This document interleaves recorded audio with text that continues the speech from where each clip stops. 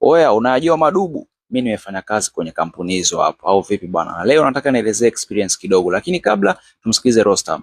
Wachina wamefungua kasino kwenye vijiji, sababu watu wetu hawaelewi. Kila mwezi anapato la milioni 120, anafilisi watu wa kijiji kizima kila mwisho wa mwezi.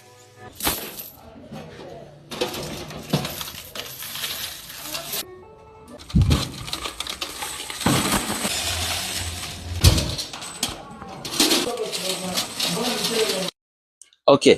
Sasa huyu hapa anaipanga vichele ni mimi. Nachukua kwenye ndoo, naweka kwenye matray ili tupate idadi kamili ya kiasi gani tumekipata.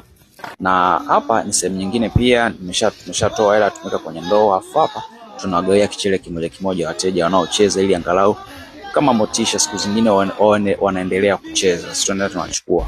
Siku hii hapa bwana tumepata ajali, mvua imenyesha kubwa, afu barabara haipitiki. Kwa hiyo gari mwisho wa siku ikakwama hadi maji yakana tumekaa hapo. Na hapa bwana siku hiyo kwa tumekaa nasafisha hela. Na siku hii hapa pia ni sehemu nyingine, tumefika sehemu daraja halipo limeondolewa na maji. Na hapo mchina kana rekodi na vusho nao jamaa tunawalipa.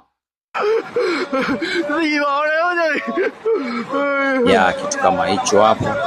Hapa ni mimi nimebeba ndoo yenye hela, afu mbele yangu kuna mchina tumeshavuna tunaamsha. Siku hapa pia tumepata ajali, siku nyingine mwendo wa ajali.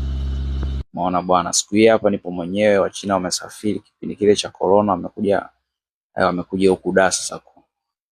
Kwa mimi nabaki pale nazungusha vichele kwenye bajaji kama unavyoona. Sasa kuna series ya vitu vingi sana ambavyo nataji kuelezea Tanzania na experience yangu baada ya kufanya nao kazi kwa zaidi ya miaka 6.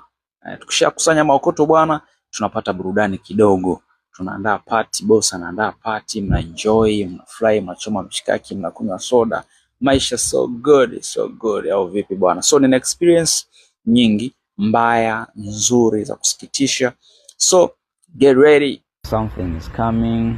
Najua video itakuwa ndefu sana, ndio maana nataka niilete kama makala kwa sababu ina video nyingi zenye matukio mengi sana. So kutakuwa kuna vitu vingi vya kujifunza, kutakuwa kuna vitu vingi vya watu kuvifahamu kwa mara ya kwanza kuhusiana na hii biashara. Mimi naelezea tu like for fun, kuelezea historia, namna ambavyo wanatutreat, namna tunavyofanya kazi.